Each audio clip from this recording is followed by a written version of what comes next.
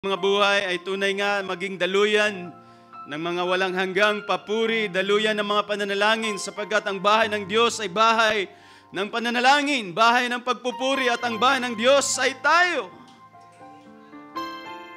The Shekinah dwelling within us.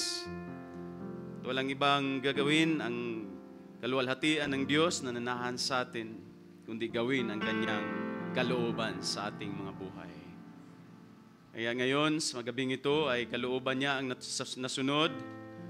Ayaw man ng laman, ayaw man ng panahon, ayaw man ng mga circumstances at sitwasyon.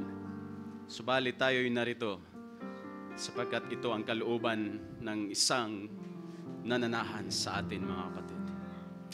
O dakilang Diyos, lubos po kaming gumagalang minsan pa sa iyong banal na pangalan sa gabi ito. Tinatanyag, tinataas namin ito, Panginoon, ang nag-iisang pangalan, pangalang buhay at pangalan ng buhay. Maraming salamat, O Diyos, minsan pa na kami ay may kalakasan na nakaharap sa iyo ngayon, sa iyong luklukan, as a people, as a body of people, O Diyos. Bagaman ang bawat isa ay may mga panahon in our secret rooms na humarap, naging mga mananamba, sumamba sa mga nagdaang araw. Subalit kami nagkakatipon ngayon, humarap din, O Diyos, bilang isang bayan. Isang bayang puno ng kagalakan at pagpupuri at pagsamba sa aming mga puso. Aming sabay-sabay at sa isang tinig itinataas ang iyong mga kadakilaan. We bless your name, we praise your name, and we exalt your name. And as we bless your name, Lord, may the blessings, the showers of blessings from heaven fall upon us tonight. In the form of your glorious presence, in the form of your spoken word, dwell among his people. Inhabit among us, Lord. Inhabit the worship and praise of your people. Be in your word, be in your written word. You have breathed these holy scriptures, O God, as your scripture says. Now we want your voice to be heard. Speak to us. Speak within us. For we know we are your people. We deserve to know your will.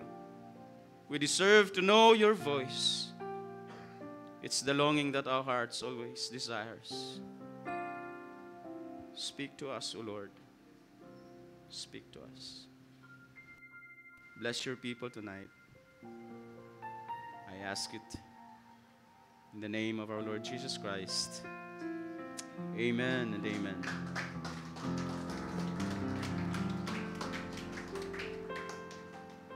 Sa hindi pagtatagal, nais kong buksan natin bago tayo tuluyang maupo ng ating teksto sa gabing ito. Nais ko lang magbigay ng exhortation sa gabing ito, mga kapatid, na I pray magiging blessing, gaano man ka-basic at fundamental ang ating pag-usapan. Ayon sa pinapahayag ng salita ng Diyos ay aking dalangin na ito'y magiging blessing sa atin sa gabing ito. Nais ko lang kumuha ng mga salita sa isang chapter ng Book of Psalms. Pero 2 talata lamang ating basahin.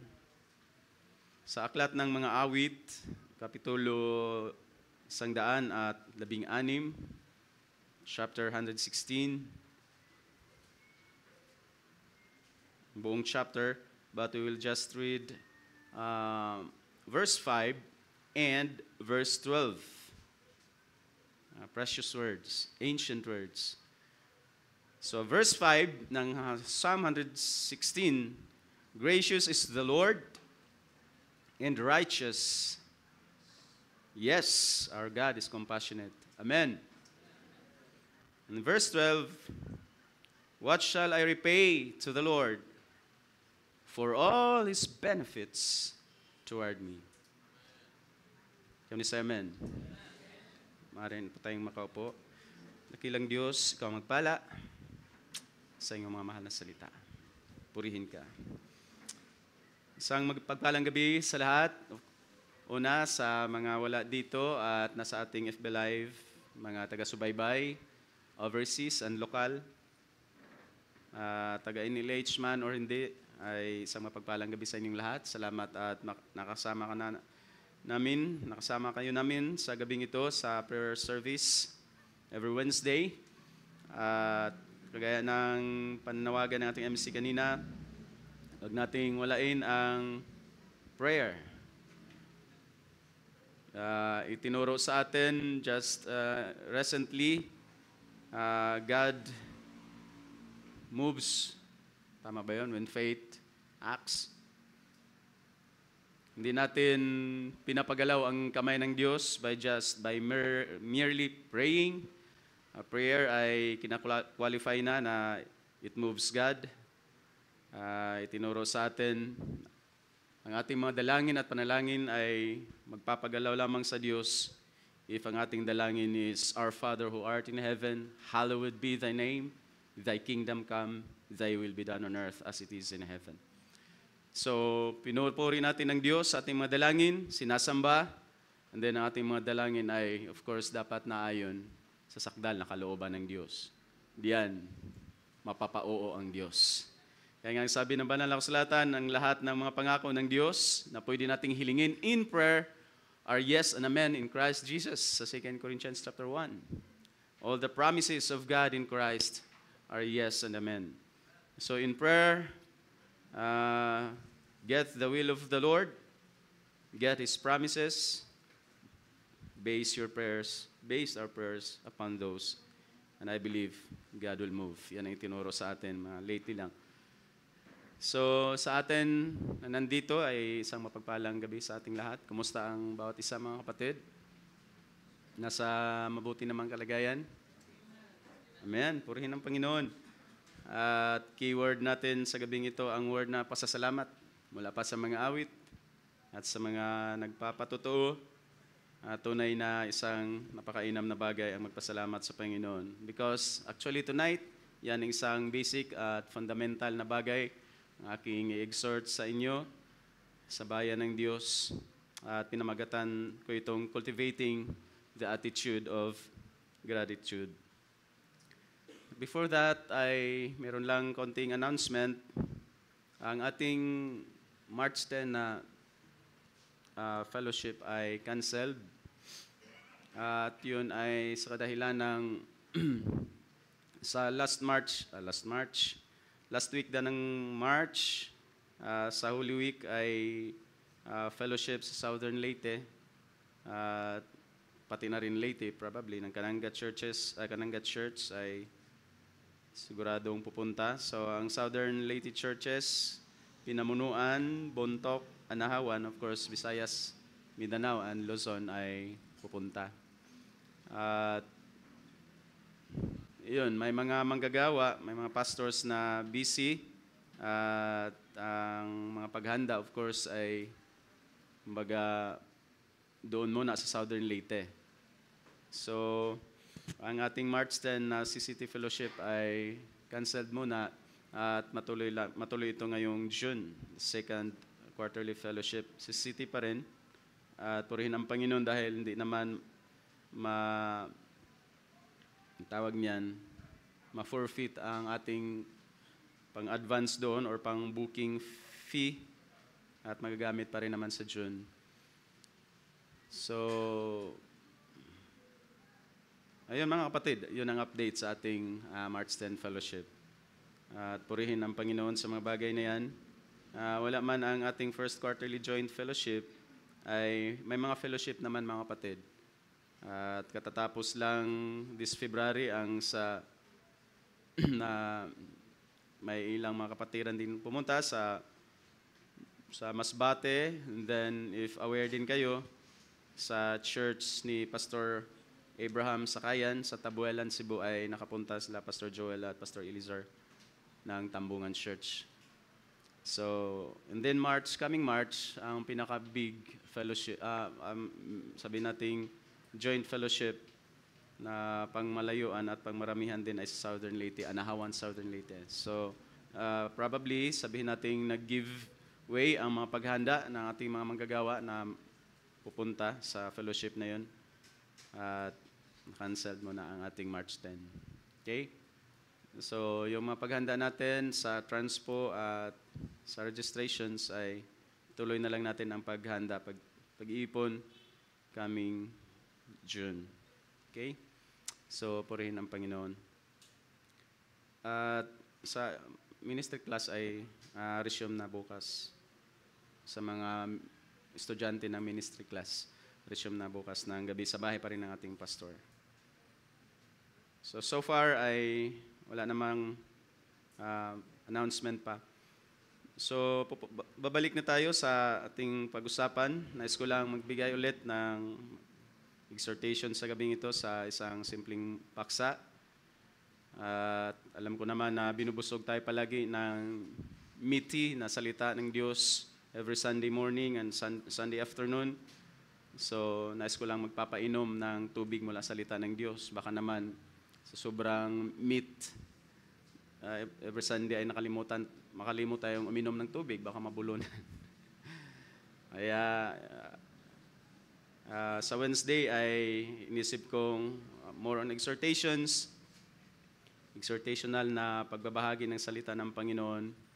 At ako'y dumadalangin na ang mga salita ng Diyos, not my words, kundi the words of the Lord, ay magiging pagpapala sa atin. I pray magiging pagpapala sa atin. Dahil kung naalala pa natin, last Sunday, ay inaffirm ko ang napakainam na salita ng Diyos na ang salita ng Diyos at pananalangin sa Espiritu ay ang dalawang divinely powerful na weapons natin, mga kapatid. Huwag nating kaligtaan yun. Malimutan ng lahat, maiwan ng lahat, maiwan ng cellphone, mga kapatid. Maiwan na ang gadget. Makalimutan na kung anong updates. Huwag lang malimutan ang sword of the Holy Spirit, which is the Word of God. Amen? So every time na may meat ang salita ng Diyos na ating nakakain, as I said sa ating mga pagtitipon sa Angono Church, ang the best way sa sharing na gagawin ay kung paano ito nangyari sa ating mga buhay. Ang sharing every Friday ay no need na i-reiterate or i-recap pa ang tinuro ng pastor, kundi napakainam na ibahagi sa every Friday fellowship ano ang effect ng salita ng Diyos sa ating buhay na ating narinig. Dahil bawat salita ng Diyos ay may call to action. So, kumusta ang salita ng Diyos sa ating mga buhay? Meron namang tayong narinig palagi na salita ng Diyos, every pangangaral, every sermon. The question is, do we know, alam na ba natin paano hawakan ang double-edged sword of the Holy Spirit, which is the Word of God? Alam ba nating sumagot sa bawat temptations ng kaaway? It is written, it is written. Kaysa matukso tayong sumabay sa battlefield ng laman, ang ating dapat alalahanin ay ang salita ng Diyos. What is written in the Word of God na pwede nating ialakontra sa anumang gawa ng kaaway sa ating mga buhay. So nais kong mangusap about gratitude, thankfulness, gratefulness, mga kapatid. Napakasimpleng paksa sa buhay ng mga Kristiyano. Sa gabing ito, actually, matatouch natin mostly ang mga verses sa loob ng chapter 116. Ang chapter 116 ay isa sa mga Psalms na nagtatapos sa Hallelujah or Praise the Lord. 115, 116, 117. At ang Psalm 116 ay isa sa mga salmo na inawit during Passover night, yung tinatawag na Seder night ng mga Hudyo. Nagse-celebrate pa ng kanilang Passover at nire-recite nila ang Psalm 116 because kahit sa mga komentaryo, mga kapatid, ng mga nag-aaral at mga eskolar ay ang Psalm 116 ay isa sa mga salmo na ang tema ay Thanksgiving, pagpapasalamat. At sa gabing ito ay keyword ang pagpapasalamat mula sa mga ating mga awitin.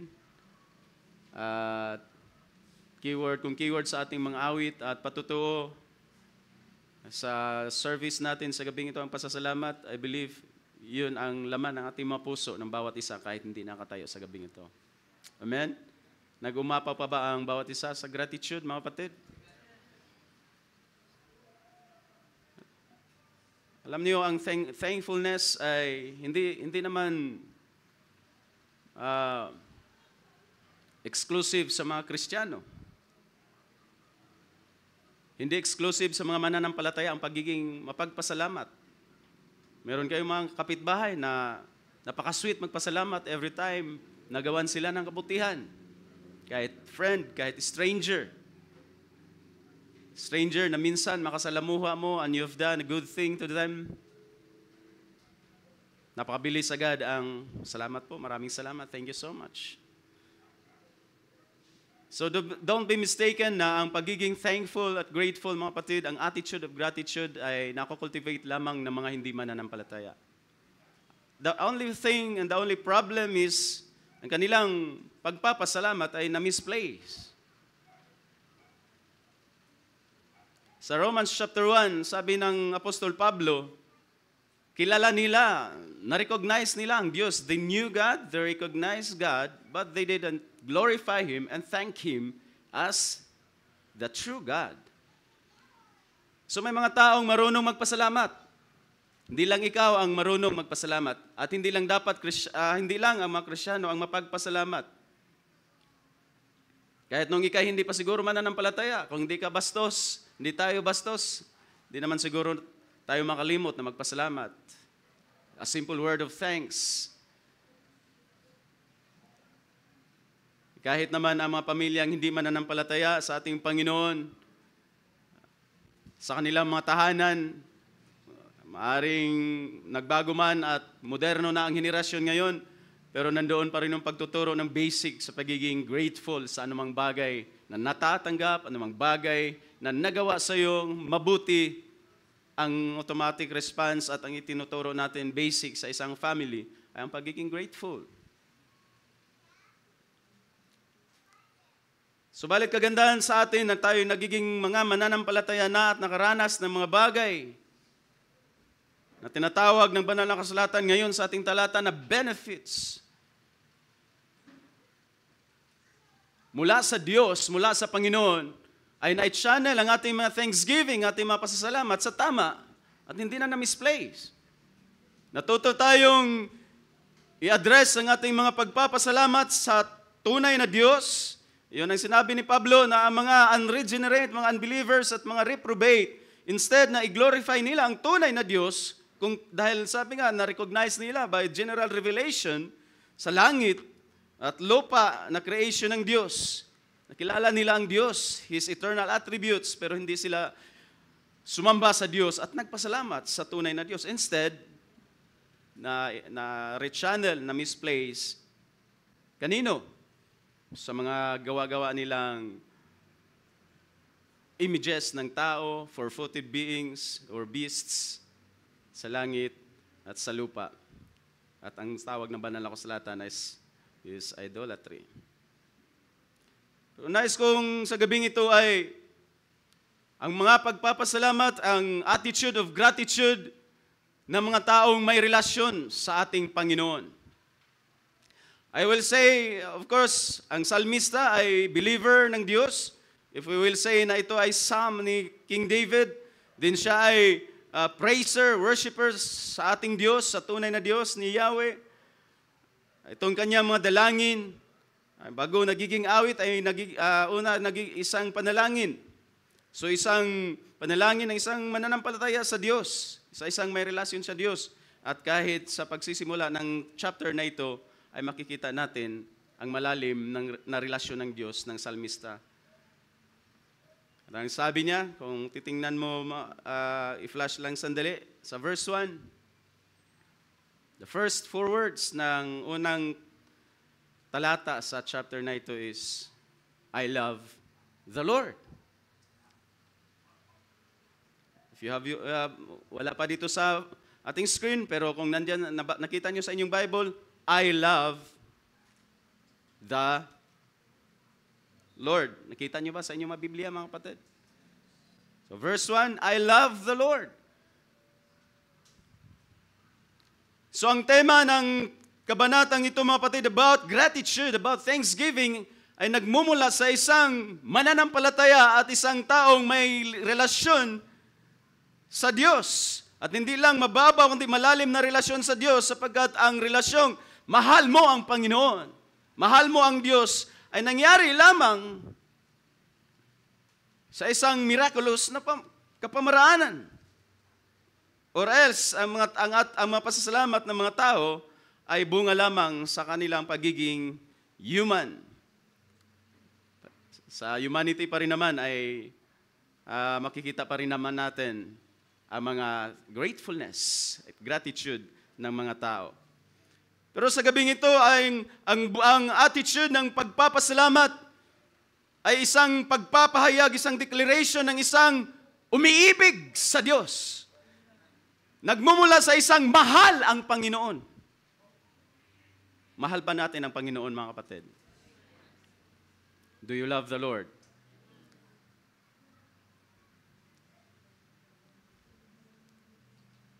So ang Psalm 16 ay isang salmo ng pagpapasalamat.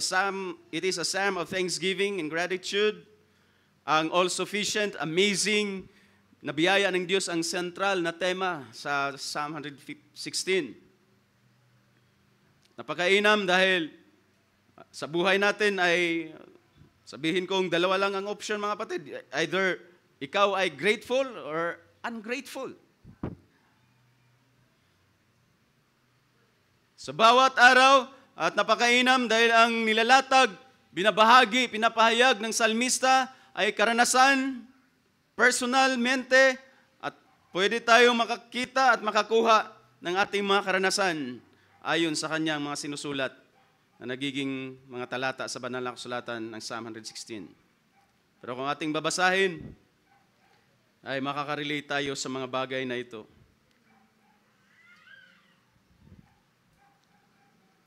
Sabi nga, kung ika'y nasa mga sitwasyon na talagang hindi mo na maintindihan, mabigat, salimuot, maganda ay pumunta ka sa aklat ng Salmo. Alam niyo ba, if I recalled, unti-unti akong natuto at nainganyo magbasa sa banal na kasulatan at ang Bible ko, first Bible ko pa ay King James Version, ay sa aklat ng Proverbs at Psalms. Sa aklat ng Proverbs dahil challenging, maraming mga verses na pwedeng tinatawag namin noon bilang mga young people as yung tinatawag nating memory verses. Totoong bilang bagong mananampalataya ay wala kang gaanong amor sa pagbabasa sa doctrinal, sa epistles ni Apostol Pablo, kahit sa Gospels. Pero pag pupunta ka sa Psalms, pupunta ka sa Book of Proverbs, may assignment na memory verses, at lalo na sa aklat ng Salmo doon, kuunang simulang matutunang basahin ang banal na kasulatan. Kahit pa archaic English ang KJV, mahirap at mga Old English, ay masarap pa rin. Psalm chapter 1, 6 verses. Pero ang reality nito mga kapatid, reality sa ating buhay. Sabi nga, music, ano ba ang music? Is a universal language. Sa mga panahong ang bigat, sa panahong parang guguho na ang iyong mundo, bigat ang kalooban, nabibigatan ang puso, may kabigatan sa kaluluwa, may burden sa ating mga kaluluwa, napakainam na gawin at puntahan ay ang aklat ng Salmo. O kaya, hindi man babasahin ang Book of Psalms, ang madalas nating ginagawa ay umawit sa Panginoon. So that's why, sa gabing ito ay gusto kong aawit tayo sa Panginoon. Gusto kong magpuri tayo sa Panginoon. Gusto kong magpasalamat tayo sa Panginoon dahil kung ano ang mga karanasan ng salmistang ito, ay maaring mas matindi pa ang ating mga karanasan. Subalit, sa mga karanasang kanyang sinusulat, ay nagiging pagpupuri para sa atin, nagiging Book of Psalms, nagiging psaltery ng Jewish nation, part ng kanilang praise and worship. Maaring pagiging, instead na magpadala sa mga mabibigat na sitwasyon, mabibigat na burden sa ating mga puso at ating mga kaluluwa at buhay, mga kapatid, you can either write or sing psalms to the Lord sa sarili mong titik, huni at linya, mga kapatid. At yan ang dahilan kung bakit mayroon tayong psalms.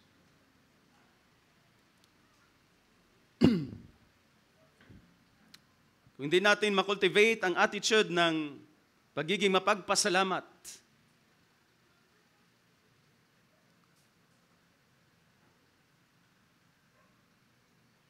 gradually, eventually, instead na thankful at grateful tayo, maaring ang mabubuo sa ating mga puso ay magiging arrogante.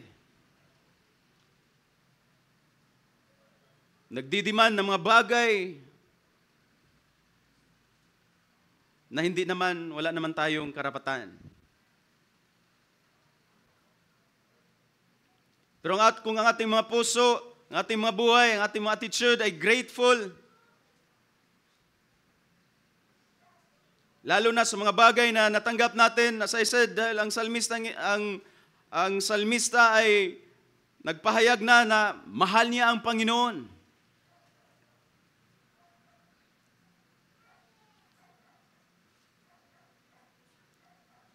Kung hindi natin makultivate ang attitude sa pagiging mapagpasalamat, ang ating hanapin ay nagdidemand, ang ating magagawa ay nagdidemand ng mga bagay na probably hindi tayo karapat-dapat.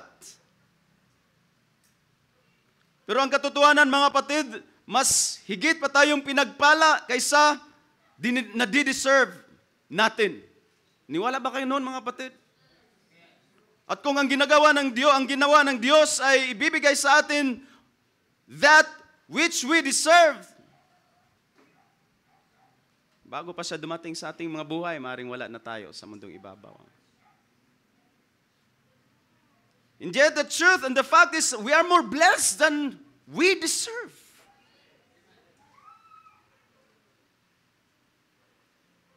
At mula sa mga bagay na yan na ating natatanggap, na hindi tayo karapat-dapat at hindi pagbigay ng Diyos sa mga bagay na dapat tayo ay karapat-dapat. That's being merciful.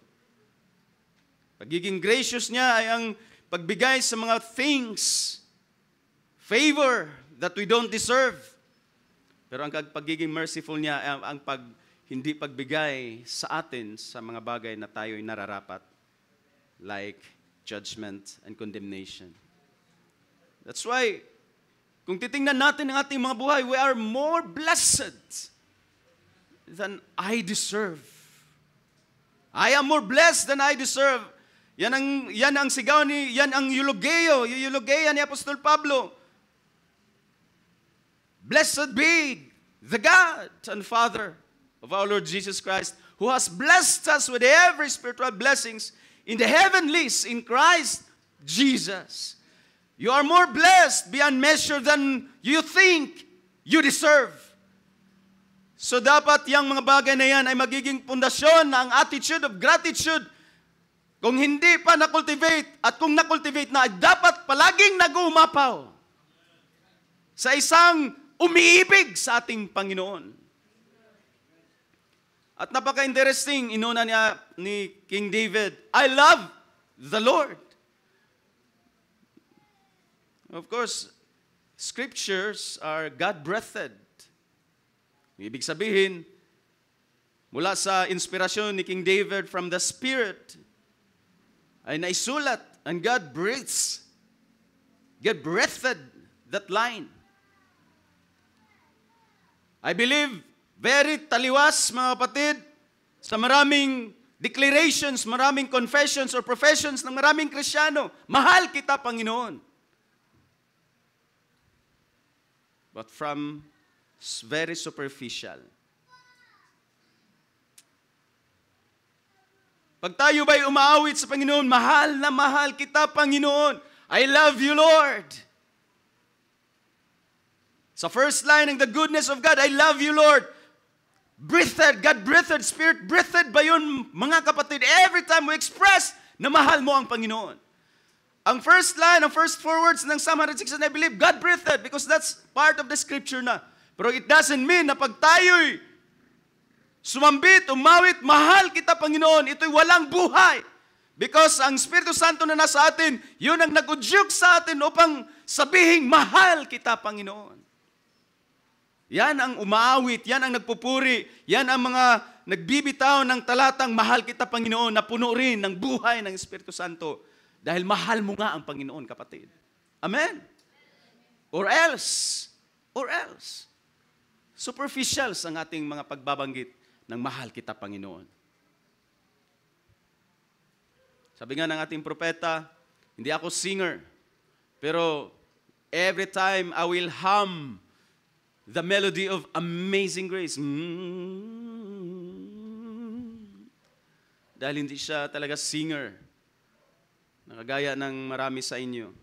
Pero every time he just hum the melody ng Amazing Grace, inspiration begins to come in. Yan ang God-breathed na pagsasabing, mahal ko ang Panginoon.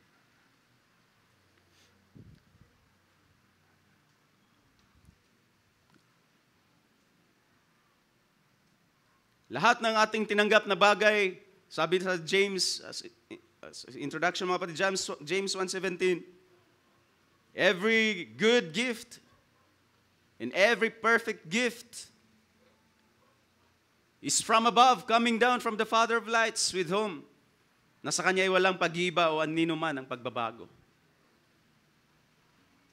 Every gift, every good and perfect gift, nagmumula sa Diyos, mumula sa ating Amang nasa langit. Ang mga blessings, mga pagpapala ng Panginoon, every good gift, every perfect gift, mula sa Diyos. Let me say amen. That's the word of God. Mula sa Diyos, ang bawat mabubuti at sakdal na kaloob mula sa ating Ama, na sa Kanya ay walang pag-iiba ni anino man ang pagbabago.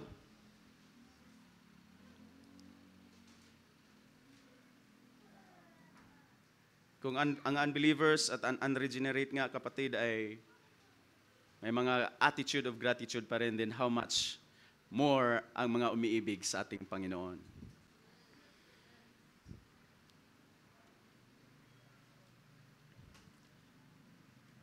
Sumahal ng salmista ang kanyang Panginoon. I love the Lord. First four words ng Psalm 116. At ang declaration na ito ay, I believe, kahit sa atin. Ano ba ang sabi ni John? Bakit natin mahal ang Panginoon? Because He first loved us. So ang ating mga utterances na mahal natin ang Panginoon, I love you, Lord. And thank you for loving me. Because that's the first truth. We love the Lord because He first loved us. Yun ang talaga ang basis na nagiging buhay. God breathed ang ating mga utterances na mahal natin ang Panginoon because na-experience mo at karanasan mo ang pag-ibig mismo ng Diyos.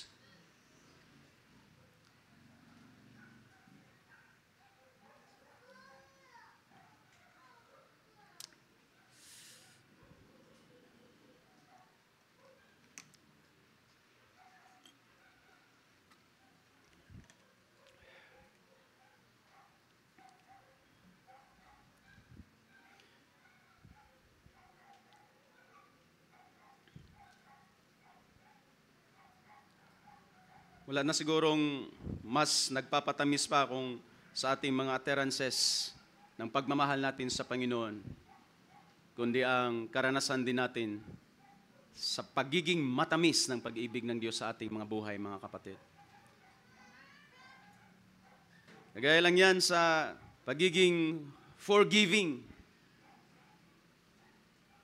Kung naalala natin ang sinabi ng Panginoon, Pedro, sino kaya ang mas iibig sa kanyang Panginoon?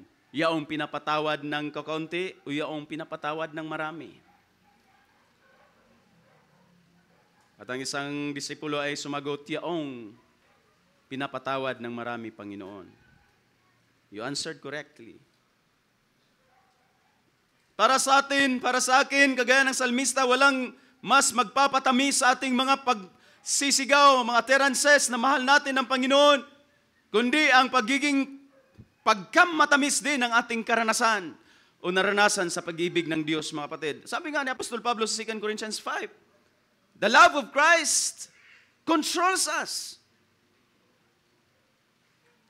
Wala nang ibang mas makapangyarihan pang magkokontrol sa atin, sa ating mga pagpapasalamat, sa ating mga pagpupuri, sa ating mga actions, sa ating mga paglilingkod, kundi ang pag-ibig ni Kristo. Sa ministry, pag-ibig ni Kristo, sa pag-abot sa mga taong hindi pa ligtas at mananampalataya, pag-ibig ni Kristo, the love of Christ controls us, constrains us, compels us. Or else, again, superficial ang ating mga ginagawa kung ito'y nagmumula lamang sa human heart. Kahit pa ab imo pectore, or from the bottom of your heart. Kung that's just your heart. Pero kung from the bottom of your heart na nakaranas ng kapangyarihan ng pag-ibig ni Kristo, sabi ni Apostol Pablo, the love of Christ controls me. And that love compels me to tell the truth, to preach the word, to preach the gospel. That love of Christ compels me to praise, to worship, to serve the Lord, to thank the Lord. Ang pag-ibig ni Kristo, kaya ang sabi ni David, I love the Lord, and because I love the Lord, marami nang sinasaysay niya dyan sa chapter na yan. So bakit ka narito, mga kapatid? Bakit tayo narito, mga kapatid? Dahil mahal natin ang Panginoon. Yes. Di ba, Brother Gerard? Halimbawa na lamang kung wala kang kotse at dasma at morong, nang dahil sa pag-ibig, that love will compel you, will control you, will constrain you, napuntahan ang iyong irog kahit pa malayo. Noong unang araw, kahit magsusulo ng, ano ba yung lukay? Lukay pa talaga sa Bisaya. Yung dahon ng niyog, mga kapatid. Lukay yan sa Cebuano, yun ang sinusulo ng mga mangingibig at umiibig na kanyang irog ay nandoon sa kabilang barangay. So basically, everything we do, whether we worship, whether we praise, whether we pray, whether we serve, whether our action and treatment sa ating kapwa, it is because we are controlled and compelled ng pag-ibig ni Kristo. Of course, si Salmista ang si David. Ang pag-inisip natin agad, pag Psalms, it's all about worship. It's all about thanksgiving. Pero mahal niya ang Panginoon. Just why? Kung itutuloy natin ang verse 1, I love the Lord. Hindi niya sinabi ang nakita ni John, I love the Lord because He first loved me. I love the Lord because, sa verse 1, He hears my voice and my pleas, because He has inclined His ear to me. Therefore, I will call upon Him as long as I live. Can we say amen? Yung isang talata natin sa ating kinuhang isa sa mga main text ng verse 5, gracious is the Lord. Mabiyaya ang Panginoon. Can we say amen? Gracious is the Lord and righteous ang ating Diyos ay mahabagin. Mahal ni David ang Panginoon, mahal natin ang Panginoon dahil naranasan natin ang pagbiyaya ng Panginoon. Naranasan natin ang katwiran ng Panginoon. Naranasan natin ang pagiging mahabagi ng Panginoon sa ating mga buhay. Therefore, you love the Lord. Totoong nang dahil sa kasalanan, tayo naging hindi kaibig-ibig, hindi karapat-dapat. Pero ang election ng Diyos ay hindi nakapagbago sa kanyang damdamin para sa atin. Hindi nagbago ang biyaya ng Diyos, hindi nagbago ang katwiran ng Diyos, hindi nagbago ang pagiging compassionate ng Diyos. Instead, pinaranas niya sa atin ng mga bagay na yan, and therefore, we love the Lord. Purihin ng Panginoon.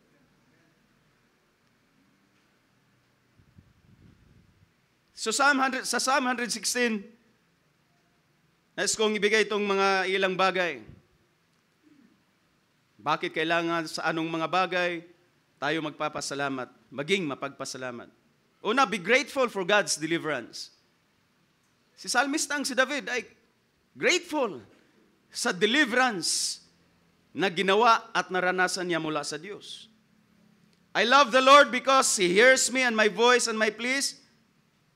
1-4 ng Psalm 116, because He has inclined His ear to me, therefore I will call upon Him as long as I live. Ang verse 3, ito yung karanasan niya, the snares of death encompassed me, and the terrors of Sheol came upon me. I found distress and sorrow. Then I called upon the name of the Lord. Please, Lord, save my life. Grateful si David sa deliverance ng Diyos na kanyang naranasan. Alam niyo ba na araw-araw, karanasan natin ang deliverance ng Diyos.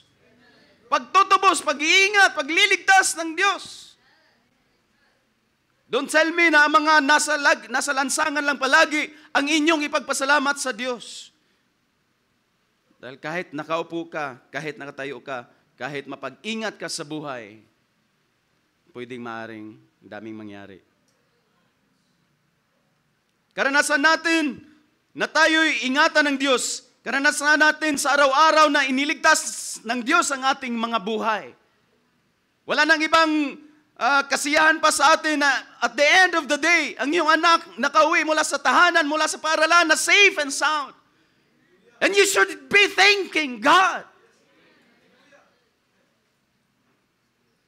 Mga mahal, mga asawa, mga may bahay na nasa tahanan at yung mga asawa ay nasa lansangan o kahit sa opisina, umalis, umuwi from office to your house. Pag nakauwi silang masaya, kahit pagtingin mo, hapong-hapo. Pero nakauwi na buhay. Oh, that's God saving the lives ng inyong mga mahal sa buhay.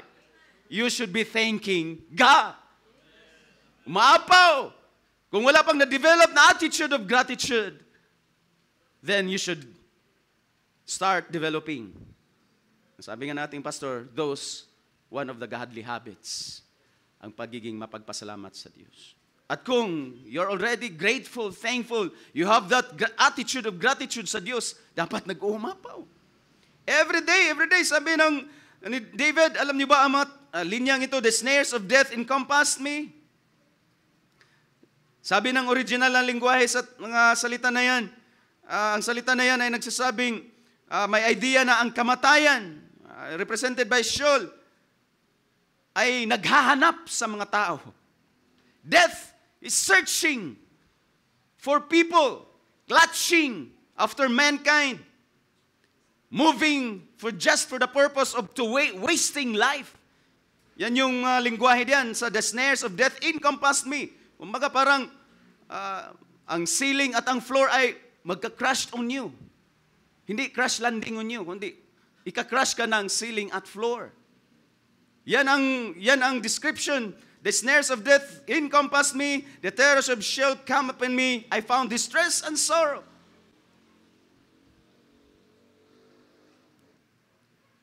Sino exempted sa distress and sorrow dito mga kapatid? Bilang mananampalataya sa Diyos. Wala. Everybody may experiences ng distresses. Everybody ay may experiences ng sorrow. Amen. At ang sorrow, ang distress na yan ay parang ceiling and wall na isa-sandwich ka. Or kagaya ng snares of death all around you. Pero ang Panginoon mo ay nariyan at sabi nga, I call upon the Lord, I love the Lord, because hindi lamang siya dumirinig, kundi kumikilos to your rescue. He hears me, and He is inclined His ear to me. Of course, isang basic fact na ang Diyos ay dumirinig ng dalangin, nakakarinig.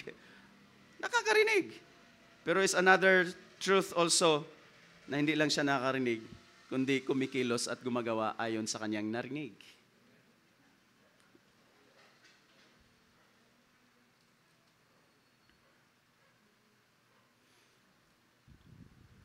So kahit pa sa sorrow, kalungkutan, distresses, instead na ma-stress ka din mga kapatid, sabi ng salmista, I love the Lord. Kahit pa i-squeeze out na yung tila bagay, squeeze out na yung buhay natin dahil sa kapighatian at kalungkutan at dahil sa snares ng kaaway, kahit pa kamatayan. Mahal pa rin ng salmista ang Panginoon. Kaya ba nating, nangyari ba yan sa ating buhay mga kapatid? Sa kalagitnaan ng sorrows and distresses, kaya mo pa rin sabihin, I love you, Lord.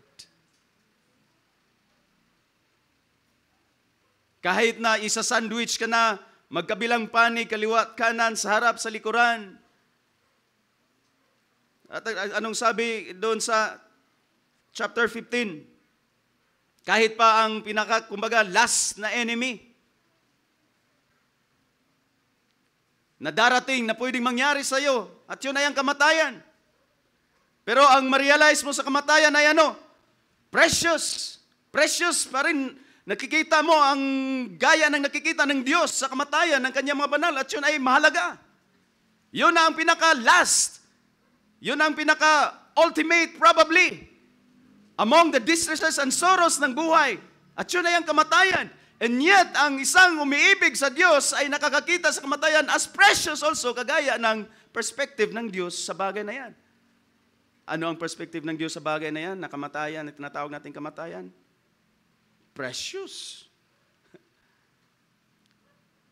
Just imagine mga kapatid, na hanggang sa dulo, ang kamatayan, sabihin natin, it's the end of the rope. Pero ang nakikita rin natin, kagaya ng nakikita ng salmista, in the same way, ang tingin ng Diyos sa kamatayan ay precious, mahalaga.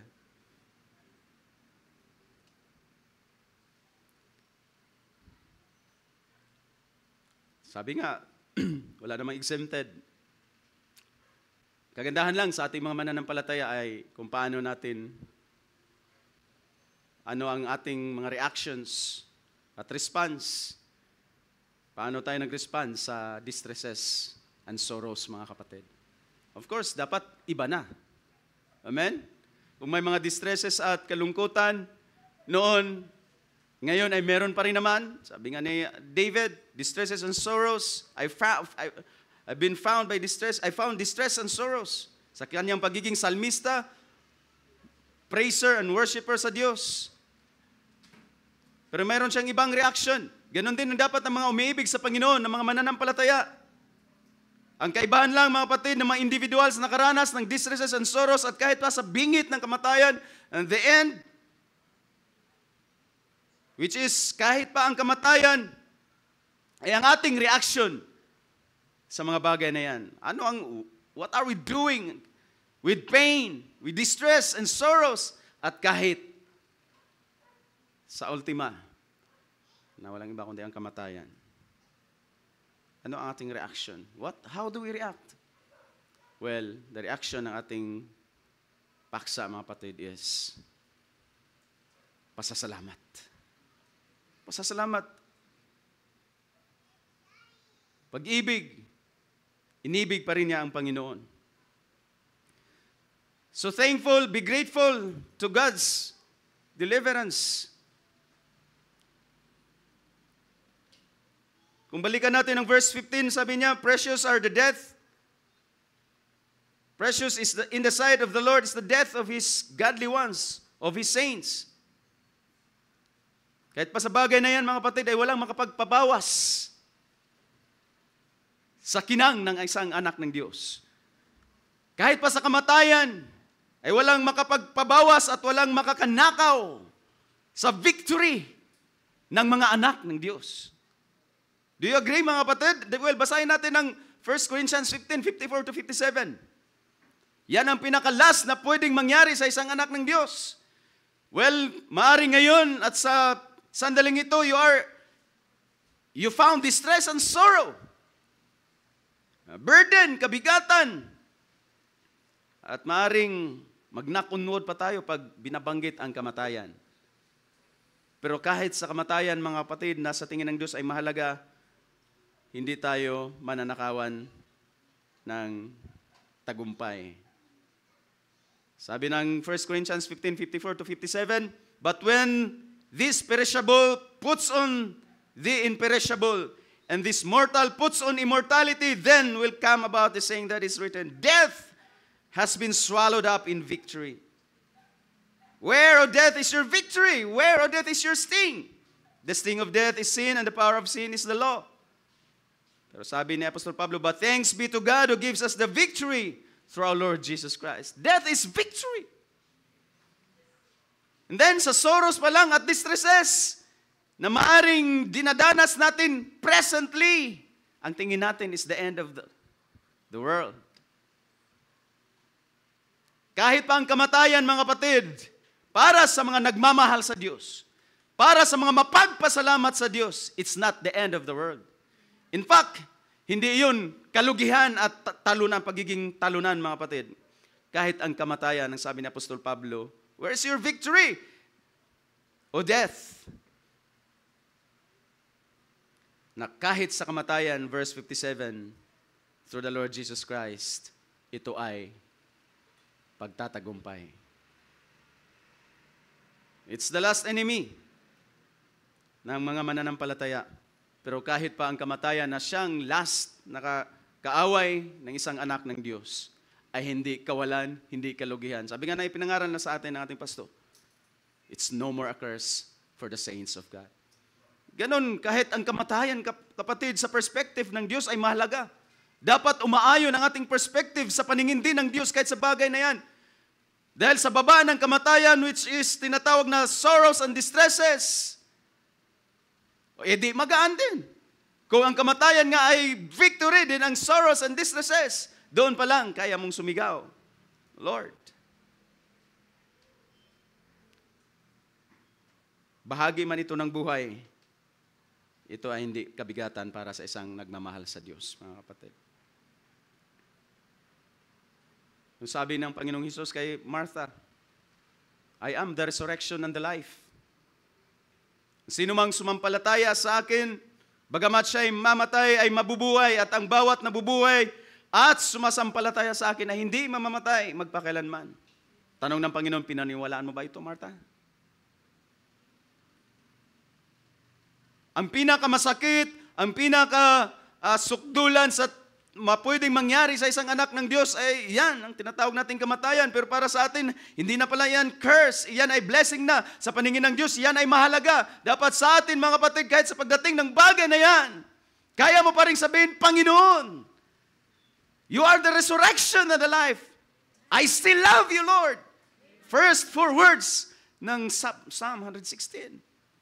It's very interesting na yun ang inunang dineclare ni David.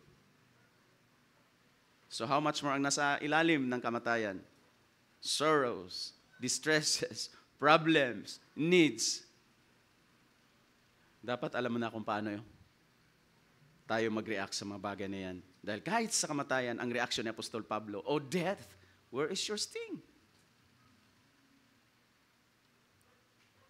Dapat mayroon na tayong kagaya na expression ni Job. Kakainin man ng uod ang katawang ito. Pero at the end, in the ends of the earth, at the end of the day, nakikita ko ang aking manunubos. And my Redeemer lives.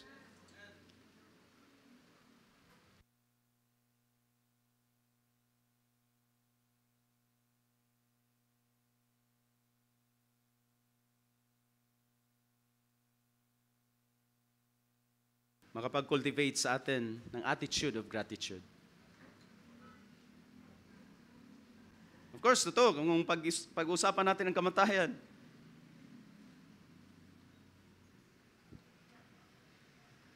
hindi naman tayo ang tawag niyan, stoics, na bingi-bulag na lang sa mga bagay na yan. That's real sa ating mga buhay. Losing someone, ay hindi madali, hindi masakit, hindi madaling mag-cope. May ibang matagal makapag-cope sa ultimate na pangyayari na yan sa buhay natin. Pero bilang mga nagmamahal sa Diyos, in everything, give thanks. Pangalawa, be grateful for God's protection and preservation. Verses 6 to 8, the Lord watches over the simple. I was brought low and He saved me. Iningatan ng Panginoon mga taong karaniwan. Amen. Wala tayong mga security guard. Pero, panatag kang matulog sa gabi. Dahil wala na tayong the best na secure, mga kapatid, kundi ang ating Panginoon. He watches over the simple. Iningatan niya ang mga karaniwan. Ako'y naibaba at iniligtas niya ako. Sabi ng Panginoon. He watches over us. He who watches Israel never slumber nor sleeps. He who watches His church, the apple of His eye, never slumber. Hindi natutulog ni naidlip man, mga kapatid. Be grateful for God's protection every day, every night. Mabigat ba yan na bagay na gawin natin sa Panginoon? Mabigat ba yan na bagay na hintayin mo pa ang Sunday bago ka makapagpasalamat? Of course not. Don't be. Every night, Panginoon, kahit sino, ang mamaster ng mga burglars ngayon, and thieves, mga masasamang loob ay pag walang kinukonsider na kapwa, buhay ng tao, ang ating panahon ay wala nang kasing sama. And yet, salamat sa Panginoon. Salamat sa Panginoon.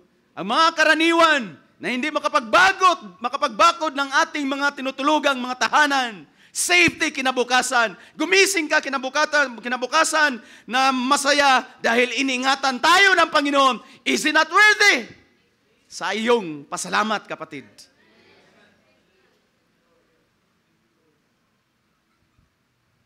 O sinong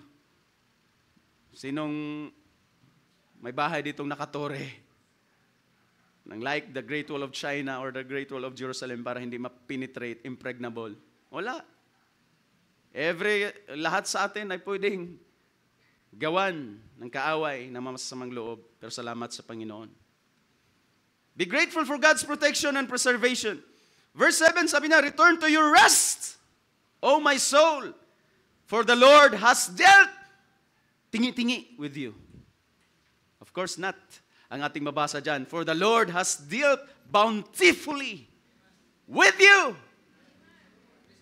Hindi mo ma-quantify ang pag-iingat ng Diyos. Hindi mo ma-quantify ang pag-preserve ng Diyos ng bawat isa sa atin. And so He's worthy. I love you, Lord. Thank you, Lord.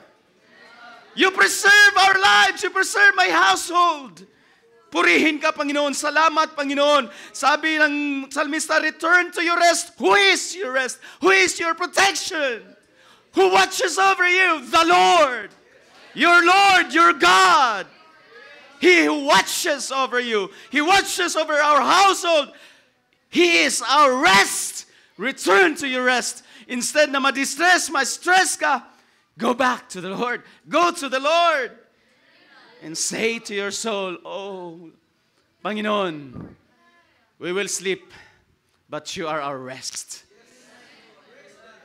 Sa buong maghapon, pwedeng daming mangyari. Ngayon magpahinga kami. Oh, thank you, Lord, for dealing with us bountifully. Sige, i-quantify mo ang mga gawa ng Diyos sa iyong buhay. I-quantify mo ang protection at preservation ng Diyos. You can never quantify it, mga kapatid. You can never tell it in numbers. Believe me, you can never tell it in numbers. Hanggat kailangan mo pa ang protection ng Panginoon, nariyan. Hanggat kailangan mo ang preservation ng Panginoon, Of course, this is just, sa context ng Psalm, physical life, more on physical life. Lalo na sa ating mga mananampalataya. O, di ba? Just remember the message last Sunday morning. We are encompassed with every kind of enemy. And yet we are preserved until this very day. At nandito ka, kapatid. Why? You should be thanking God. You should have the attitude of gratitude already. At nag-uumapaw na ang iyong thanksgiving. Overflowing with thanksgiving, sabi ng Colossians. Be grateful for God's protection and preservation. If you can count, count. If you will count it every day, then salamat sa Panginoon. Tumatanda ka ng iniingatan ng Panginoon. Tumatanda ka ng binabantayan ng Panginoon. If you will count it according to your days, then salamat sa Panginoon. Tumatanda tayo na nagbinabantayan ng Panginoon. We could have been gone and dead already, and yet you are here, living, breathing, because we have our rest. And that's the Lord. Like David, I will say, I love you, Lord. Thank you, Lord.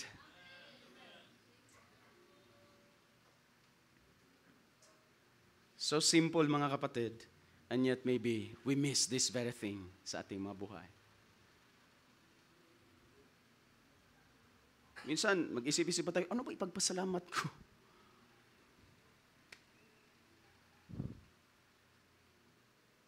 Of course, sa mga testimonies, portion, in-explain na sa atin, kina-clarify na sa atin. And therefore, kung wala rin talagang great, sabihin natin, great and wonderful works ng Diyos, worthy to be testified, ang ating mga patutuo ay mga kasama na ang pagpapasalamat. And that's great. It's no less. It's no less. Kung ang inyong ihayag sa harapan ng kongregasyon, in fact, isa yan sa mga keywords ng Psalms, sa harapan ng kongregasyon, sa harapan ng people of the Lord, ang ating mga patutuo at pasasalamat, it's no less kaysa mga dakilang gawa ng Diyos na pwede nating sabihin, yun ang ite-testify. Verse 8, kung dugtong natin ang verse 8, for you have rescued my soul from death. Here again, soul refers to life. Sa context ng physical deliverances, protection ng Diyos. You have rescued my soul from death. That's the ultimate thing na pwedeng mangyari sa atin. At nakita natin na kahit ang bagay na yan ay precious sa harapan ng Diyos. My eyes from tears. Kung puro ka na lang luha at walang kagalakan na nagmumula sa Panginoon, it could weigh you down. Pero salamat may Panginoon nagsabing, nag-rescue, nagligtas sa atin, sa ating mga buhay mula sa kamatayan, sa ating mga mata, sa mga luha, at sa ating mga paa from stumbling. Isn't it worthy to be thankful for sa ating Panginoon?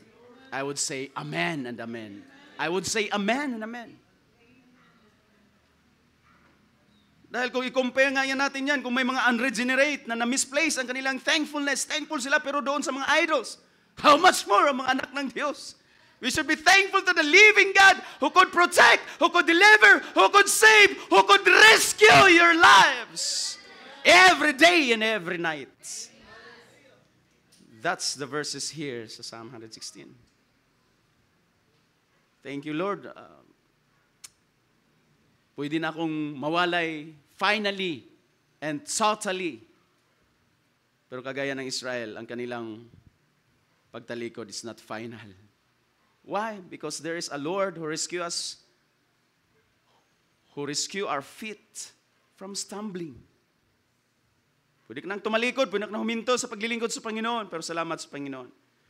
Sa ating mga pagluha, panahon na grabe na ang luha natin. Sabi nga ng isang sampa yata, He stores it in a bottle. Our tears in a bottle. Purihin ng Panginoon. So be grateful for God's protection and preservation. Can I hear an amen? Oh, hindi ko na kailangan isa-isahin kayo na i-recite niyo kung paano kayo iningatan at binantayan ng Panginoon. Because I believe, bawat sandali ninyong buhay, nariyan ang watchfulness ng Diyos. At ang nagbabantay sa atin na hindi kailanman natutulog o naiidlip. Nakaidlip ka na sa iyong manibela, pero may Diyos na hindi natutulog at nakaidlip.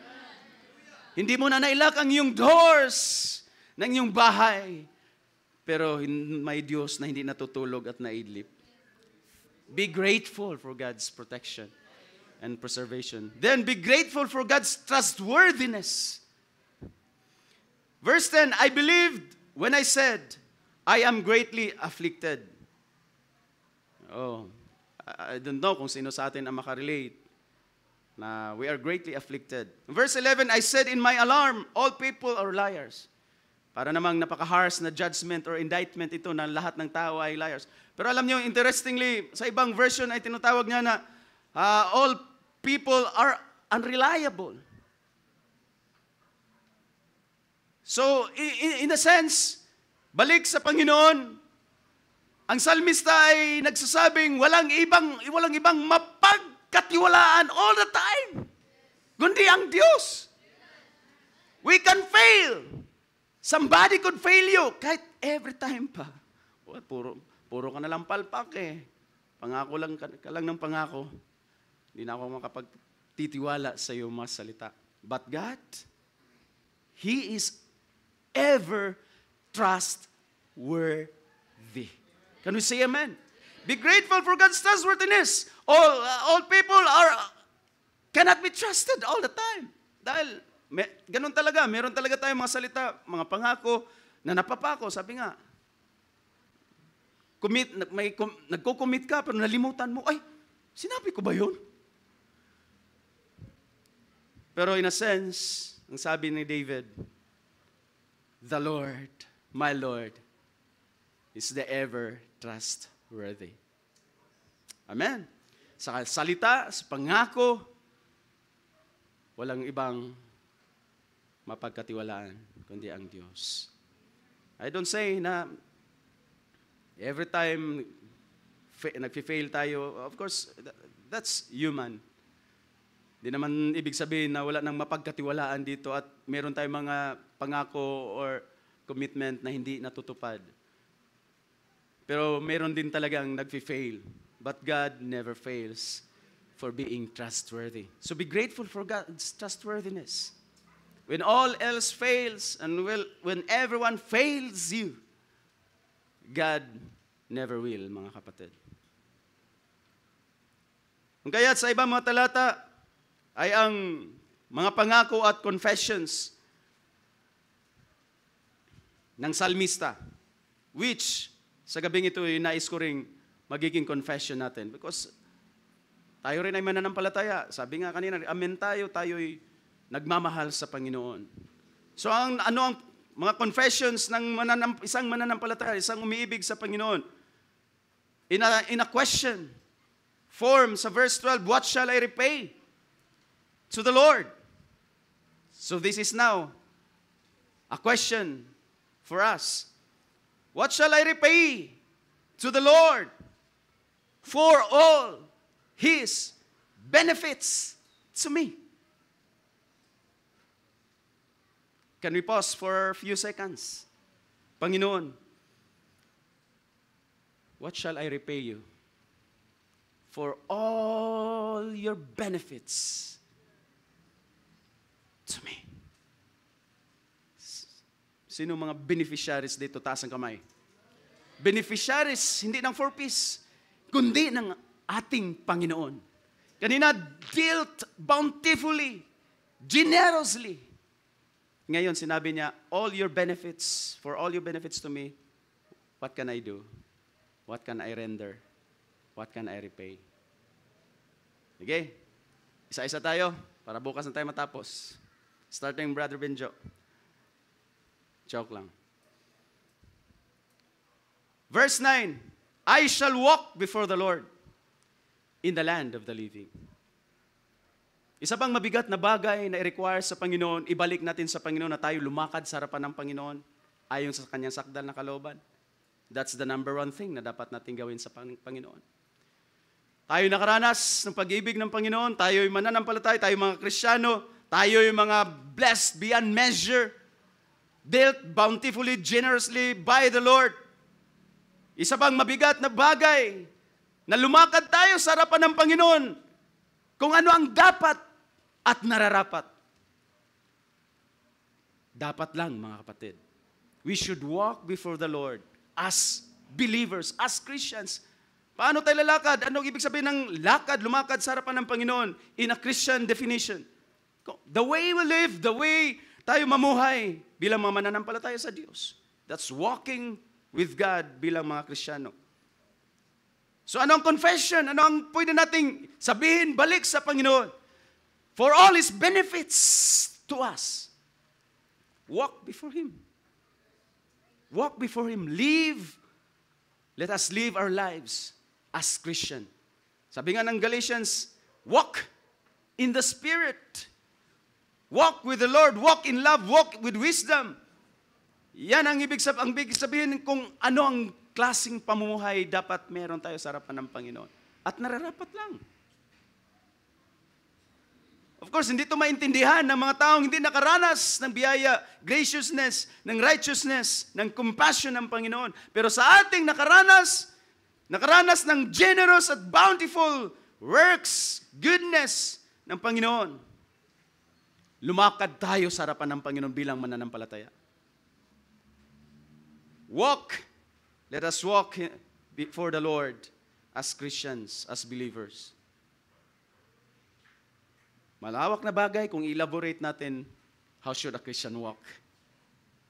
Pero ang ibig sabihin niyan, in plain language, mga kapatid, lumakad tayo bilang work worthy, sabi ni Ephesians. Let us work worthy of the calling na ating natanggap mula sa Panginoon. That's just simple as that. At hindi na muna natin elaborate yan. And then verse 13 and 17. So, una sa verse 13. What shall I do? What shall I repay to the Lord for all His benefits to me? Sagot niya, I will lift up the cup of salvation and call upon the name of the Lord. You are partakers ng kaligtasan ng Panginoon. Tayo'y beneficiary ng pagliligtas ng Diyos. Ang cup ay sumisimbolo ng pagiging bahagi. If you are drinking from the same cup, you are members. You are one. You are part. Kung ito'y pag-drinking from a cup because of victory, that's your victory. Common. Pero ito'y tinatawag na cup of salvation. So ang pagliligtas ng Diyos ay sinisimbolo ng isang saro. At ikaw ay bahagi, ikaw ay partakers, ikaw ay recipient ng dakilang pagliligtas ng Diyos. Paano natin itataas ang dakilang pagliligtas ng Diyos? At alam niyo, call upon the name of the Lord, hindi lang yung pagtawag every time we draw near, kagaya ng isang prayer, kundi there's another form at ang ibig sabihin niya ay i-proclaim, ipahayag, itanyag natin ang pangalan ng Panginoon by lifting up the cup of salvation.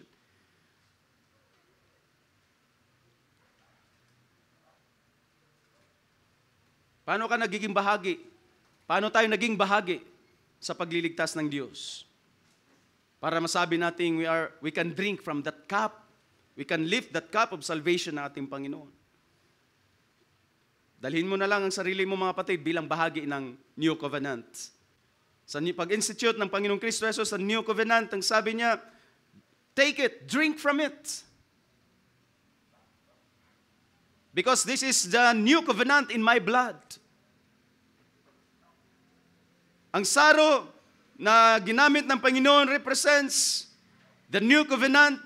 At alam natin na ang new covenant sa pamamagitan ng dugo ng Panginoon ay walang iba kundi ang pagliligtas ng Diyos. At tayo'y recipients, tayo'y partakers ng dakilang pagliligtas ng Diyos. Sabi nga ng Hebrews, it's a great salvation.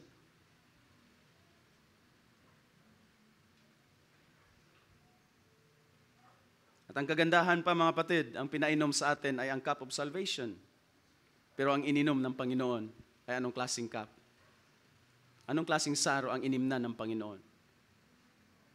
After the Passover, In-institute ng Panginoon, symbolically, ang cup of the New Testament, New Covenant, para sa kanyang gawing pagliligtas sa krus ng Calvary. Yun ang pinainom niya sa atin, yun ang shinare niya sa atin. Pero alam niyo, in contrast with that, may isang saro na ang Panginoon lang ang uminom. At yun ay ang saro ng paghukom ng Diyos na dapat tayo ang nararapat. Tinawag to ni Apostol Pablo sa 1 Corinthians 10 na cup of blessing. The cup of blessing which we bless. Dalawang sense ang ibig sabihin ni Apostol Pablo sa cup of blessing. Una, ang saro na naglalaman ng lahat ng pagpapala, ng pagliligtas, ng dakilang kaligtasan na ginawa ng Diyos para sa atin. At doon pumasok ang Ephesians. Sa dakilang pagliligtas ng Panginoon, natatanggap natin ang every spiritual blessing na bunga ng dakilang pagliligtas ng Panginoong Kristo Jesus. Tinawag ito ni Apostol Pablo na cup of blessing. Dalawang sense. Ang ibig sabihin ay ang saro na nagrepresent, nagtataglay ng lahat ng pagpapala na bunga ng dakilang pagliligtas ng Panginoong Kristo Jesus sa ating mga buhay. Spiritually, every spiritual blessings, sabihin natin na nire-represent doon sa saro, the cup of blessing. Tinatawag ito ni Apostol Pablo na cup of blessing. Pero ang kagandahan sa context doon sa ating pinagkukunan sa Salmo, hindi lamang natin itinataas ang saro ng pagliligtas ng Panginoong Kristo Jesus dahil puno ito ng mga dakilang benefits. All the benefits of His great salvation sa atin. Kundi ang cup of salvation, cup of blessing, cup of the New Testament sa dugo ng Panginoong Kristo Jesus. Ang pagtataas nito ay ang ibig sabihin, in response na ito mga kapatid sa ating natanggap na pagliligtas ng Diyos. And what should be the response? Thankfulness or thanksgiving, mga kapatid. You get the point, mga kapatid? Ang saro, the cup of blessing which we bless.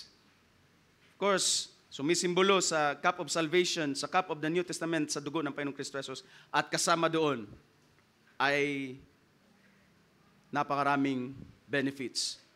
Pero sa Psalms, ang ating pag-aangat, pagtataas ng saro ng pagliligtas ng Panginoon, this is already in response. Kaya nga sa NIV, ang cup of blessing ay tinatranslate na cup of thanksgiving. So, ibig sabihin, dahil recipients tayo ng pagliligtas ng Panginoon, in response, ang ating pagtataas sa dakilang pagliligtas ng Panginoon is saying, thank you, Lord. It is the cup, lifting up the cup of thanksgiving. Puno na ito ng pagpapasalamat, puno na ito ng pagpupuri at pagluluwalhati, yung kagaya ng binikas at praise ni Apostol Pablo sa Ephesians 1. Blessed be the name, blessed be the Father and God, the God and Father of the Lord Jesus Christ. Yan ang ibig sabihin ng pagtataas ng saro ng pagliligtas in response sa benefits ng kaligtasan na ginagawa ng Panginoong Kristo Jesus. And what should be the response? Thanksgiving. Thanksgiving. Puno ba ang ating mga saro ng pagpapasalamat sa gabing ito? Maaaring pasimula kanina, tahimik ang ating pagpupuri. Mahina, pwede ba nating palakasan mamaya mga kapatid habang pag tayo'y sasamba muli sa ating Panginoon? Pwede bang paupawin natin ang saro ng ating pagpapasalamat sa dakilang pagliligtas ng Panginoon sa ating mga buhay spiritually? Count your spiritual blessings. Don't just count your material blessings, financial blessings. Kung sa spiritual blessings pa lang, I will say, as Apostle Paul says, blessed be the God and Father of the Lord Jesus Christ. At kung babalikan natin si kapatid na Job, kahit pa sa pagbawi ng Panginoon, sa panahong bawiin ng Panginoon, pupurihin, ibe-bless ko pa rin ang pangalan ng ating Panginoon. As the Lord gives, the Lord takes away, blessed be the name of the Lord. Yan ang cup of blessing, cup of thanksgiving, taking the NIV translation. Tataas natin ang saro ng pagliligtas ng Panginoon na puno na ng pasasalamat. Of course, uaapaw lang yun, magre-response, ang thankfulness, thanksgiving natin ay in response na. Sabi nga, sa nag-uumapaw na benefits ng dakilang pagliligtas. ng ating Panginoong Kristo Jesus at sinisimbolo yun ng cup of salvation. Just in plain language, dapat mag-uumapaw tayo sa pagpapasalamat sa ating Panginoon, mga kapatid. Kanina pa nakita natin ang dapat ipagpasalamat natin. What things we should be grateful for sa ating Panginoon. Ang ating pinaka-summary, ang pinaka-climax, apex sa ating mapagpapasalamat ay ang dakilang pagliligtas ng Panginoon sa ating mga kaluluwa. Kung karanasan natin sa everyday physical lives, ang kanyang protection, kanyang preservation, ang kanyang deliverances, kanyang trustworthiness, how much more sa ating mga spiritual lives? How much more ang katotohanan na there is a preservation of the saints. Hindi yan license na tayo'y patulog-tulog na lang at umaasa, sumusuntok sa hangin sa preservation ng Panginoon. Ibig sabihin niyan ay we can rest assured sa ating rest na hanggang sa dulo. Sabi nga ng banal na kasulatan, what good thing, any good thing, the good thing that the Lord or the God has begun sa ating mga buhay, kanyang tatapusin hanggang sa araw ng Panginoong Kristo Jesus. Yan ay isang napakainam na bagay, mga kapatid, na asahan natin sa ating Panginoon. Then verse 14 to 18, what shall we do? What shall we render? What shall we repay to the Lord for all His benefits? Isa bang mabigat na bagay ang verse 14, mga kapatid? We will pay our vows to the Lord. O huwag niyo muna ang isipin na ito'y financial or monetary sense. Ano ang mga bagay na non-monetary vows natin sa Panginoon? Nung ika'y na-overwhelm, nung ika'y na-overjoy. Pag overjoy pa naman, bigla tayong, oh Lord, pag magka-increase ako, Panginoon, ako ang gagasto sa mission. Ganon tayo minsan, mga kapatid. Bigla ang, parang si Jephthah, Panginoon, ang lalabas sa bahay, unang lalabas, ihahandog ko as sacrifice. Panginoon, pag 2024, i-increasean ako ng employer ko.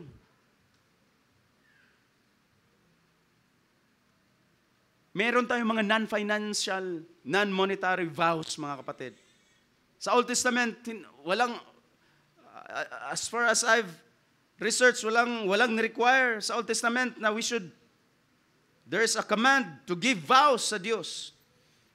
Pero ang challenge is, there will be a judgment kung tayo'y nagbitaw ng mga panata sa Diyos and then di natin natutupad. Ano ang mga vows natin sa Panginoon? Gawin natin, mga kapatid. Bago natin dalhin sa ating mga monetary, financial vows sa Panginoon.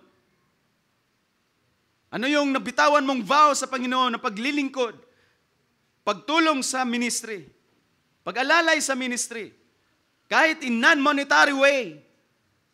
Isa pang mabigat na bagay na ibalik natin sa Panginoon, gawin natin sa Panginoon because of all His benefits na ating natanggap sa ating mga buhay mula sa Panginoon.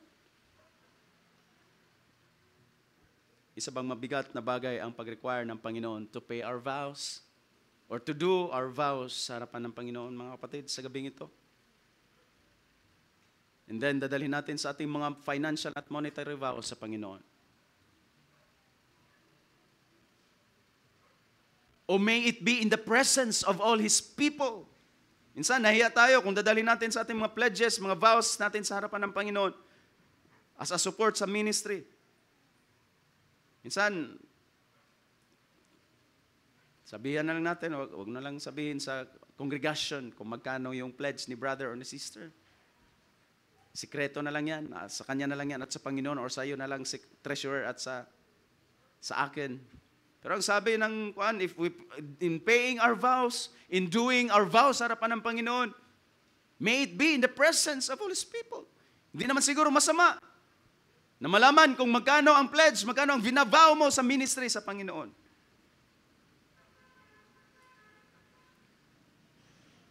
Kung yan ay ang pagpapakita mo na ibinabalik mo lang sa Panginoon in finances, in monetary way, ang lahat ng benefits na higit-higit, labis-labis mong natanggap mula sa Panginoon.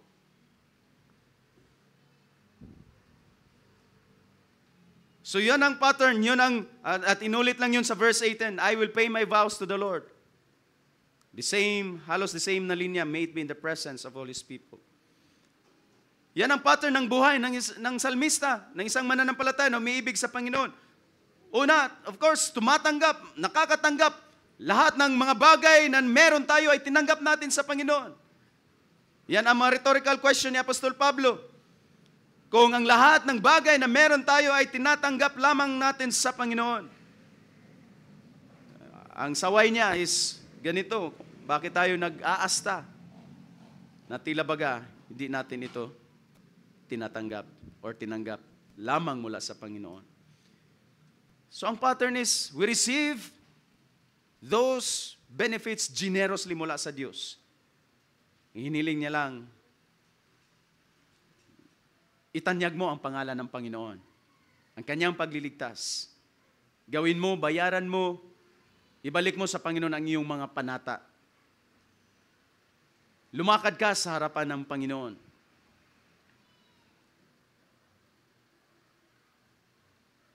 Ngayon ang tanong mga kapatid, kumbaga, yun na ba lahat ang sagot sa katanungan sa verse 12? Of course, sa ating salmo, sa ating text na ginamit, parang yun lang. But I believe we can do more than those, mga kapatid. Amen? Hindi naman require ng Panginoon ang buhay na martyrdom. Sabi nga, naalala ko ang tinuturo na sa atin ng ating pastor, it's a gift also. Pero ang hiniling ng Panginoon, lumakad sa harapan ng Panginoon, worthy sa calling, bilang mananampalataya, bilang umibig sa Panginoon. Pangalawa, gawin natin ang ating mga panata sa Panginoon. Pangatlo, itaas natin, i-proclaim natin ang pangalan ng Panginoon sa kanyang dakilang pagliligtas. Na higit sa mga bagay na natanggap natin sa buhay na ito, temporal, may mga dakilang bagay pa na inihanda ang Panginoon sa mga nagsiibig sa Kanya. Sa gabing ito, mga kapatid, magawa ba nating ibalik yan sa Panginoon? Kahit in form, in songs, in declarations, in utterances. Na I believe, hindi na lahat dito, sabihin nating bago sa pananampalataya. So in a sense, ang ibig kong sabihin, hindi ka magsisimula pa lang na i-cultivate ang attitude of gratitude. It's a godly trait, mga kapatid. It's a godly character.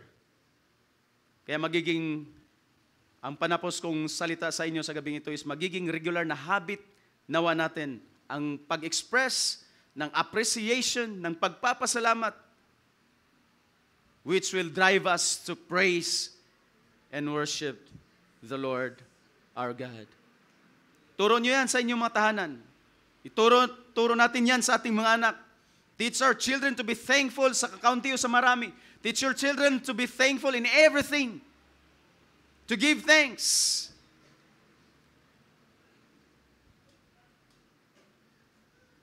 Hanggang sa paglaki nila, hanggang sa maranasan nila mismo ang cup of salvation. Magiging partakers at beneficiary din sila sa dakilang pagliligtas ng Panginoon, spiritually at sa bawat araw sa ating mga buhay.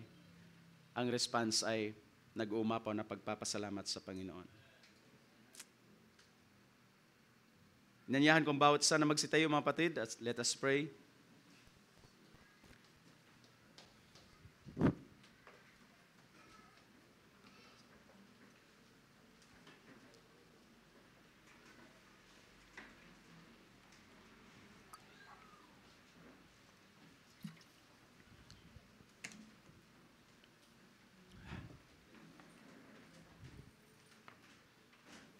Can we just shout, thank you, Lord? Thank you, Lord. From the bottom of our hearts, once again, thank you, Lord. Thank you, Lord. kayo na ang mag-enumerate sa Panginoon sa mga bagay na dapat natin pagpapasalamat. Nawala sa ating teksto. I believe marami pa. Bago ako manalangin, sa pagtatapos ng mensahe ay, actually, pasensya na hindi ko rin na-report sa congregation. Sister Rowan na Brother Edsel ay the other day pa to in-inform, chinat sa akin na si Tatay Dulfo ay pumanaw na. At so hanggang ngayon, I don't know kung sila Brother Edsel nangailangan ng financial na tulong, mga kapatid. The other day pa, I think before Sunday yata, so akala ko lahat ay chinat ni la Brother Edsel Esther Rowena about Tatay Dulfo. Kung naalala niyo si Tatay Dulfo, asawa ni Nanay Salome, tatay nila Brother Rodel, I think pastor ng Brother Rodel, Brother Sam. The other pa, last week pa. So, nagpaabot ng request si Brother Edsel for financial help. Sorry na hindi ko rin na-inform at na-announce sa iglesia earlier.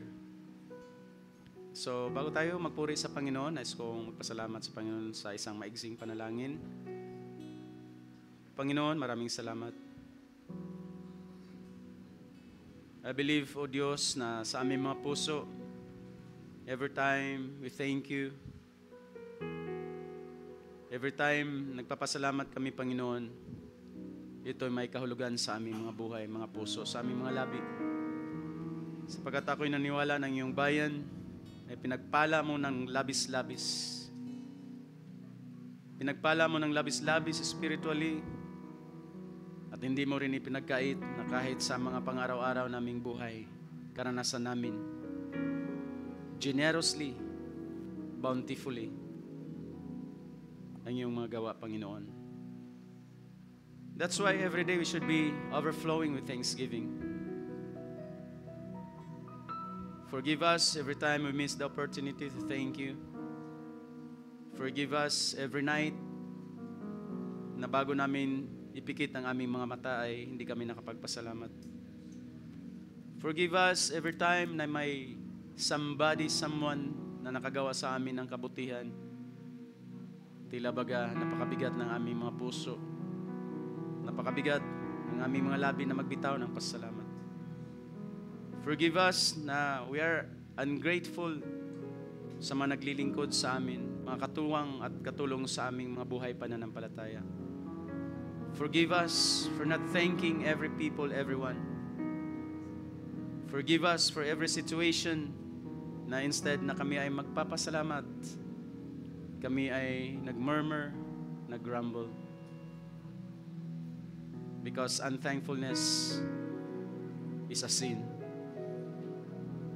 Forgive us for the sin of omission for not giving you thanks. Pero maraming salamat, O Diyos, purihin ka for being so gracious, righteous, and compassionate pa rin sa aming mga buhay.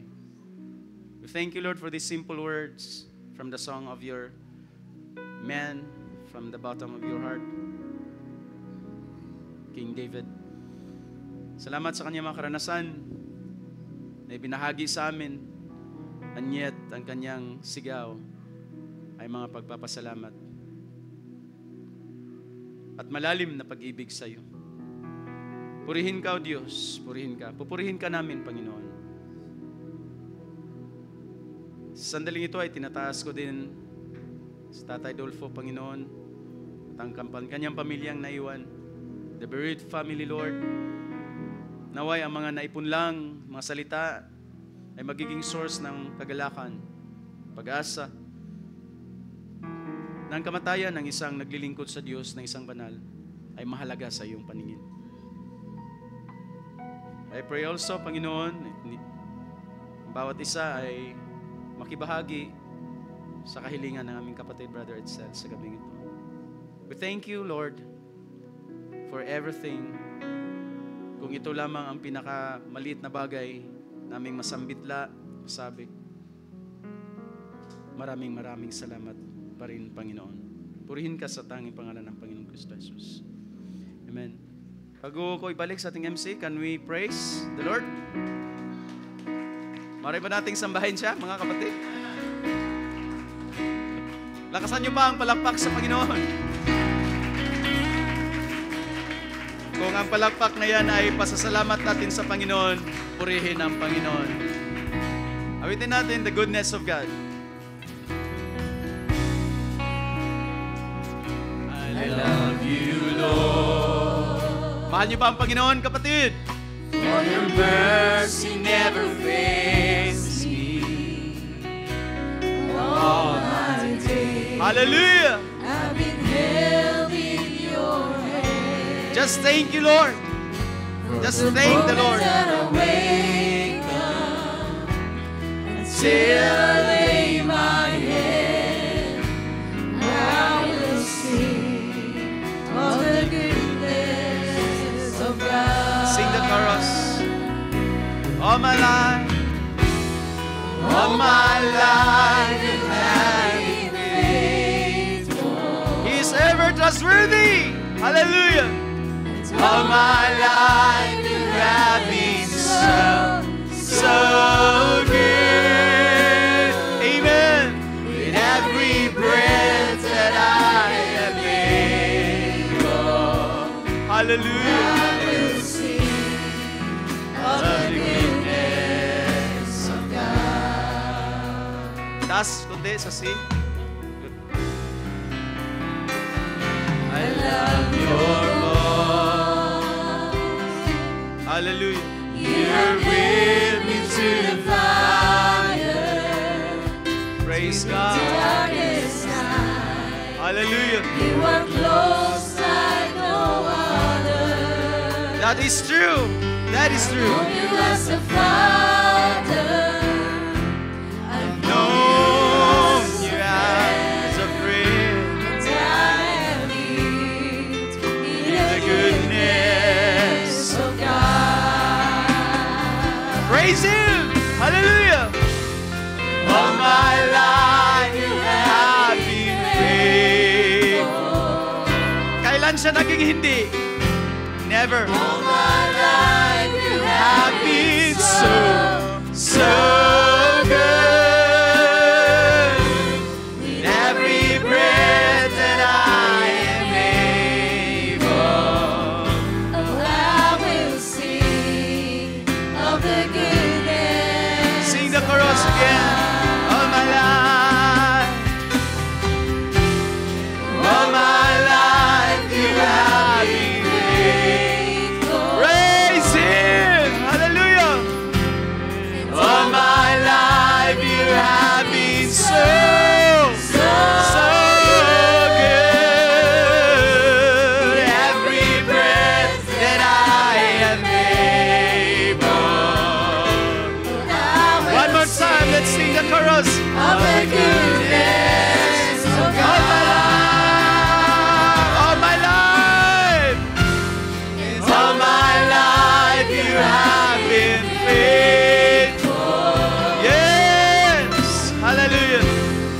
All my life you have been so good. Every breath that I am able, I will sing of the goodness of God.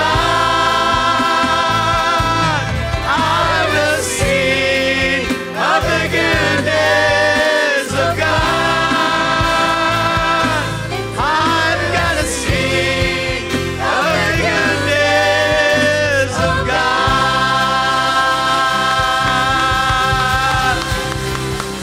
Hallelujah! Karapat-dapat siya, mga kapatid. He is worthy for our blessing and honor and glory. Hallelujah. Hallelujah. Is He worthy? Is He worthy of all blessing and honor and glory? He worthy? Is He worthy? Is He worthy of me? He is.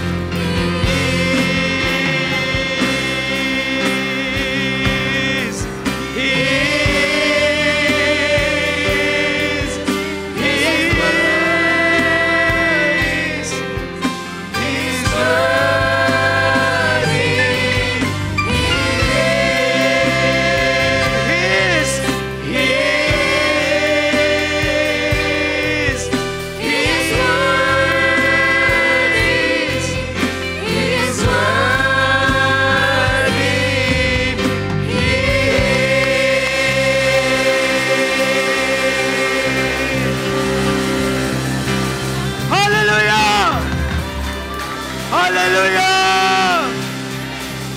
Praise God! Praise the Lord! He did generously. Praise God for His protection. Praise God for His preservation. Praise God for His salvation. Praise God for His redemption. Praise God! Praise God! Thank you, Lord. Thank you, Lord. Hallelujah, hallelujah, hallelujah. Praise the Lord.